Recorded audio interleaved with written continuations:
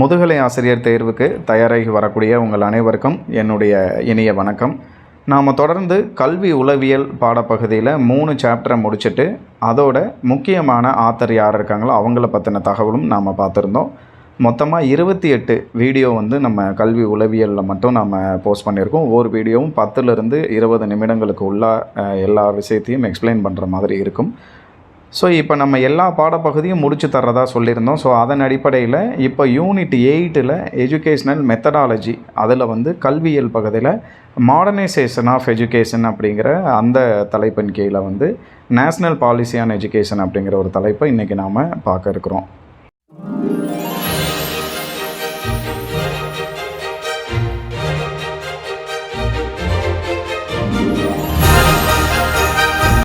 தேசிய கல்விக் கொள்கை 1986. இதை பார்க்குறதுக்கு முன்னாடி முதல் கல்விக் கொள்கை எப்போ வந்துச்சுன்னா 1968. அதன் பிறகு தான் 1986 கல்விக் கொள்கை நமக்கு வந்துச்சு. இந்த கல்விக் கொள்கைக்காக என்ன பண்ணாங்க அப்படின்னா ஒரு 23 டாஸ்க் ஃபோர்ஸை அரசு நிர்ணயிச்சிருந்தாங்க. அதாவது ஒரு பகுதியிலிருந்தும் இவர்கள் 23 குழுக்களாக பிரிஞ்சு அவர்களுடைய பரிந்துரைகள் எல்லாம் ஒப்படைக்க சொல்லி ஒரு டாஸ்க் ஃபோர்ஸை அமைச்சிருந்தாங்க. அதுக்கப்புறம் 1985 ஆகஸ்ட்டில் தான் என்ன பண்ணாங்கன்னா கல்வியின் ஒரு அறைகூவல் அப்படின்னு சொல்லிட்டு இந்த தேசிய கல்விக் கொள்கை பாராளுமன்றத்தில் வெளியிடப்பட்டுச்சு. இந்த வெளியிடப்பட்ட இந்த 1986 வந்த தேசிய கல்விக் கொள்கைக்கு ஒரு ரிவ்யூ கமிட்டி ஃபார்ம் பண்ணியிருந்தாங்க. ஆச்சாரிய ராமமூர்த்தி அப்படிங்கிறவருடைய தலைமையின் கீழே ஒரு குழு அமைச்சிருந்தாங்க 1990. அதுக்கப்புறம் இந்த நேஷ்னல் பாலிசி ஆன் எஜுகேஷனில் ஏதாவது சேஞ்சஸ் மாடிஃபிகேஷன்ஸ் எதுவும் பண்ணணும் அப்படின்னு சொல்லிட்டு அதுக்காக ஒரு குழு அமைச்சாங்க. அந்த குழுவோட தலைவர் பேர் ஜனார்தன ரெட்டி 1992.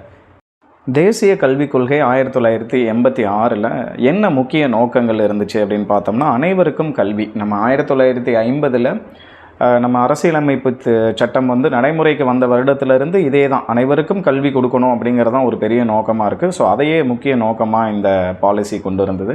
அதுக்கப்புறம் பெண்களுக்கு கல்வியில் முக்கியத்துவம், பெண் கல்விக்கு சம உரிமை, ஈக்குவல் இம்பார்ட்டன்ஸ் கொடுக்கணும் அப்படிங்கிறத சொல்லியிருந்தாங்க. அதுக்கப்புறம் importance for backward and physically challenge, மாற்றுத்திறனாளிகளுக்கும் பேக்வேர்டு கம்யூனிட்டிஸ் டோட்டலாக எதெல்லாம் அந்த SC/STs இது மாதிரி இருக்கக்கூடிய கல்வி வாய்ப்பு மறுக்கப்பட்டவர்கள் யாருக்கு ரொம்ப குறைவாக இருக்குதோ அவங்க எல்லாருக்கும் ரொம்ப முக்கியத்துவம் இதில் கொடுக்கணும் அப்படின்னு சொல்லிட்டு கொண்டு வந்தது. அதுக்கப்புறம் லைஃப் லாங் எஜுகேஷன், வாழ்நாள் முழுவதும் கல்வி இருக்கணும், அதுக்கு ஆரம்ப கல்வி அவங்களுக்கு அடித்தளமாக அமையணும் அப்படிங்கிறதையும் அதில் குறிப்பிடப்பட்டிருந்தது. அதாவது லைஃப் லாங் எஜுகேஷன்னா கல்வி ஒரு குறிப்பிட்ட வயதோடு முடிஞ்சிடக்கூடாது, அதன் பிறகும் தொடரணும், அவர்களுடைய அறிவு எல்லா இடத்துலையும் பயன்படுத்த வேணும் அப்படிங்கிறது தான் அந்த லைஃப் லாங் எஜுகேஷனோட நோக்கமாக இருந்தது. அதுக்கப்புறம் 14 வயதிற்கு உட்பட்ட எல்லோருக்கும் கண்டிப்பாக கல்வி கொடுத்துடணும். ஆர்டிக்கிள் 45 படி அது நம்ம எல்லாருக்கும் தெரியும், இந்தியன் கான்ஸ்டியூஷனில் சொல்லப்பட்டிருக்கு. ஸோ 14 வயதிற்கு உட்பட்ட அனைத்து குழந்தைகளுக்கும் கல்வி கொடுக்கணும், அதுதான் நம்ம அனைவருக்கும் கல்வின்னு முன்னாடி சொல்லிட்டோம். அதுக்கப்புறம் யூனிஃபார்ம் பேட்டர்ன் ஆஃப் எஜுகேஷன், அதாவது ஒரே மாதிரியான சீரான கல்வி முறை இந்தியா முழுமைக்கும். ஒரு மாநிலத்தில் வேறு மாதிரி, இன்னொரு மாநிலத்தில் வேறு மாதிரி அப்படின்னு இல்லாமல் எல்லா மாநில குழந்தைகளும் ஒரே மாதிரியான கல்வி பெறும் வகையில் யூனிஃபார்ம் எஜுகேஷனை 10+2+3 அப்படிங்கிற, அதாவது 10+2+3 இதை கொண்டு வரணும் அப்படிங்கிற பேட்டர்னை இதில் நோக்கமாக கொண்டிருந்தது. இந்த தேசிய கல்விக் கொள்கையில் சொல்லப்பட்டிருக்கக்கூடிய பரிந்துரைகளில் ரொம்ப முக்கியமானது என்னென்ன அப்படின்னு பார்த்தோம் அப்படின்னா, ஃபஸ்ட்டு ஆரம்ப கல்வி எலிமெண்ட்ரி எஜுகேஷனில் தாய்மொழி ரொம்ப முக்கியம் அந்த குழந்தைகளுக்கு. அதுக்கப்புறம் கணக்கு, அப்புறம் சுற்றுப்புறச்சூழல் அறிவியல், அப்புறம் பணி அனுபவம் ஒர்க் எக்ஸ்பீரியன்ஸு, அதுக்கப்புறம் health education, physical education, drawing, இது எல்லாமே அவங்களுக்கு சொல்லணும். எலிமெண்ட்ரி எஜுகேஷனை பொறுத்த வரைக்கும் ஒரு மொழி தான் அவங்களுக்கு இருக்கணும்னு சொல்லியிருந்தாங்க. இது முக்கியமான விஷயம் ஞாபகம் வச்சுக்கோங்க, மதர் டங்க் மட்டும். அதுக்கப்புறம் நடுநிலை பள்ளிகளில் என்ன இருக்கணும் அப்படின்னா, அதாவது உயர்கல்வி இது எல்லாத்துக்குமே அப்பர் பிரைமரி அப்புறம் செகண்டரி எஜுகேஷன் இது எல்லாத்துக்குமே 3 லாங்குவேஜ் பாலிசி இருக்கணும் அப்படிங்கிறத அந்த தேசிய கல்விக் கொள்கையில் சொல்லியிருந்தாங்க. அதாவது மதர் டங்கு தாய்மொழியும், அதுக்கப்புறம் வட்டார மொழி அப்படின்னு சொல்லுவோம், இல்லைனா பிராந்திய மொழி அப்படின்னு சொல்லுவோம், அதுக்கப்புறம் இங்கிலீஷ், இது 3ம் சேர்ந்து இருக்கணும்னு சொல்லப்பட்டிருக்கு பரிந்துரைகள். அதுக்கப்புறம் விமன்ஸ்க்கு ஈக்குவல் ஆப்பர்ச்சுனிட்டி நம்ம முன்னாடியே பார்த்தோம். அதாவது பெண் கல்விக்கு ஆண்களுக்கு எந்த அளவுக்கு முக்கியத்துவம் தரப்படுதோ அதே அளவுக்கு சமமான வாய்ப்பு அவங்களுக்கு தரணும் அப்படின்னு சொல்லப்பட்டிருக்கு. அதுக்கப்புறம் 1 கிலோமீட்டருக்கு ஒரு தொடக்கப் பள்ளிகள், அதாவது ஆரம்ப பள்ளிகள் பிரைமரி ஸ்கூல்ஸ் இருக்கணும். ஒரு 3 கிலோமீட்டருக்கு ஒரு ஹை ஸ்கூல்ஸ் உயர்நிலை பள்ளிகள் கண்டிப்பாக இருக்கணும் அப்படிங்கிறதும் இதில் பரிந்துரையில் தெரிவிக்கப்பட்டிருக்கு. ஸோ பரிந்துரைகளோட தொடர்ச்சியாக அடுத்தது என்ன அப்படின்னு பார்த்தோம்னா யூனிவர்சலைசேஷன் ஆஃப் எலிமெண்டரி எஜுகேஷன், அனைவருக்கும் தொடக்க கல்வி கிடைக்கிறத உறுதிப்படுத்தணும் அப்படின்னு சொல்கிறது தான் யுஏஇ. அதுக்கப்புறம் யூனிவர்சல் என்ரோல்மெண்ட், அதாவது 5க்கு மேற்பட்ட வயதுடைய எல்லா குழந்தைகளையும் பள்ளியில் சேர்த்துடணும், அதுதான் முக்கியமான விஷயம். அதுக்கப்புறம் சேர்த்தவங்க எல்லாரையும் யூனிவர்சல் ரிட்டன்ஷன் தக்க வைக்கணும், நிறைவு செய்கிற அளவுக்கு அவங்கள என்ன பண்ணிடணும்னா இடையில இடைநீக்கம் இது மாதிரி எதுவும் இல்லாத அளவுக்கு அவங்கள வந்து இருத்த வைக்கணும், ஸ்கூலில் நிறைவு செய்ய வைக்கணும். அது வந்து யூனிவர்சல் ரிட்டன்ஷன் அப்படின்னு சொல்கிறோம். அதுக்கப்புறம் ஸ்டாக்னேஷன், அந்த தேக்கம் இருக்கக்கூடாது, சரிங்களா? தேக்கம் இல்லாத ஒரு கல்வியாக கொடுக்கணும். அதாவது 7 வகுப்பு வரைக்கும் இருக்கக்கூடிய மாணவர்கள் என்ன பண்ணலாம் அப்படின்னாங்கன்னா அது வந்து ஃபெயிலே போடக்கூடாது அப்படிங்கிற மாதிரி கூட அதில் சொல்லப்பட்டிருந்தது, தேக்கம் இருக்கக்கூடாது அப்படிங்கிறதுக்காக. அதுக்கப்புறம் பேஸ் செட்டிங் ஸ்கூல்ஸ்ன்னு சொல்லிட்டு நவோதயா ஸ்கூல்ஸை வந்து எல்லா இடத்துலையும் நீங்கள் ஆரம்பிக்கணும் அப்படின்னு ஒரு பரிந்துரை சொல்லப்பட்டிருக்கு. அதுக்கப்புறம் ஊரக பல்கலைக்கழகங்கள், கிராம பல்கலைக்கழகங்கள், நம்ம இப்போ சொல்லுவோம் இல்லையா, இந்த கிராமத்தை அடிப்படையை வச்சு எல்லா யூனிவர்சிட்டிஸுமே ஒரு முக்கியமான சிட்டிஸை பேஸ் பண்ணியிருக்காமல் கிராமத்தை அடிப்படையாக வச்சுக்கக்கூடிய பல்கலைக்கழகங்கள் அமையணும்.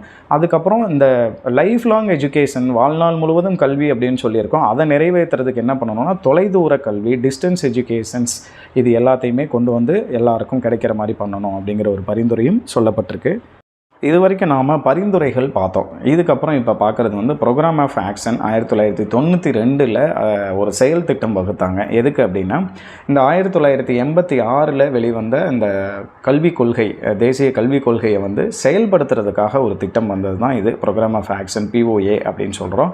இதில் என்ன முக்கியமான விஷயங்கள்லாம் சொல்லப்பட்டுச்சு அப்படின்னா central advisory board of education அப்படின்னு சொல்லிட்டு சென்ட்ரல் லெவலில் ஒரு போர்டை வந்து உருவாக்கணும். அதுக்கு வந்து அதாவது CABE அப்படின்னு ஒன்று உருவாக்கணும். அதே அளவில் மாநிலத்துக்கு ஒன்று உருவாக்கி state advisory board of education ஒன்றையும் நாம் உருவாக்கி கொடுத்துடணும். அது SABEன்னு பண்ணிடணும் அப்படின்னு சொல்லியிருக்காங்க. அதுக்கப்புறம் கிராம கல்விக்குழுக்கள், அதெல்லாம் வந்து இப்போ நம்ம வந்து SMCலாம் சொல்கிறோம். வந்து ஒரு கிராமத்தில் இருக்கிற மக்கள் எல்லாம் ஒன்றிணைச்சு அவங்க வந்து ஸ்கூலுக்கு ஹெல்ப் பண்ணுற மாதிரியான விஷயங்கள்லாம் நடக்குது. ஸோ இதை வந்து அப்போவே மைக்ரோ பிளானிங் அப்படின்னு சொல்லிட்டு சின்ன சின்ன திட்டங்கள்லாம் போட்டு கிராம கல்விக்குழுக்கள் மூலமாக கல்வி கிடைக்கிறதுக்கு ஏற்பாடு பண்ணணும் அப்படின்னு ஒரு பரிந்துரை இதில் சொல்லப்பட்டிருக்கு. அதுக்கப்புறம் பிரிவு 72 படி நம்முடைய சட்டப்பிரிவு அதன்படி என்ன பண்ணியிருக்காங்க அப்படின்னா பஞ்சாயத்து அமைப்புகள் மூலமாக கல்வி இலக்கு நிறைவேற்றம் பண்ணணும். இப்போ நமது பள்ளிகள்லாம் பார்த்திங்கன்னா ஆரம்ப பள்ளிகள் எல்லாருமே அந்த பள்ளியோட பேரே இருக்கும், ஊராட்சி ஒன்றிய தொடக்கப்பள்ளி அப்படின்னு இருக்கும். அதெல்லாம் பஞ்சாயத்தோட நிர்வாகத்துக்கு கீழே கொண்டு வந்து அதன் மூலமாக இலக்குகளை நிறைவேற்றுறதுக்கு காரணமாக இருக்கணும் அப்படிங்கிறதெல்லாம் சொல்லப்பட்டிருக்கு.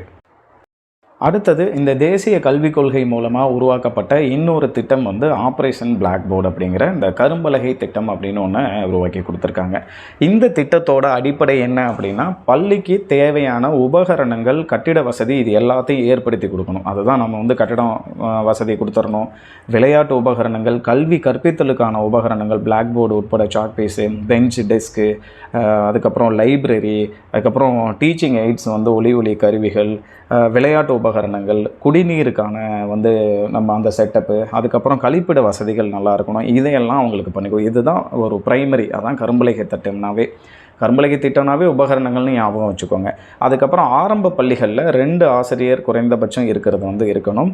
ஈராசிரியர் பள்ளிகளாக மாற்றப்படணும், குறைந்தபட்சம் இல்லை. அதுக்கப்புறம் குறைந்தபட்சம் ஒரு ஆசிரியராவது அந்த பள்ளியில் கண்டிப்பாக இருக்கிற அளவுக்கு உறுதிப்படுத்திக்கணும் அப்படின்னு சொல்லப்பட்டிருக்கு.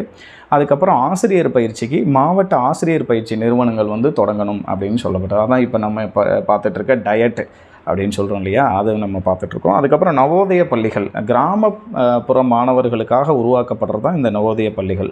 அதாவது ஒரு மாவட்டத்திற்கும் ஒரு பள்ளிகள் அமையணும். அந்த பள்ளிகளில் எல்லா வசதிகளும் இருக்கணும்.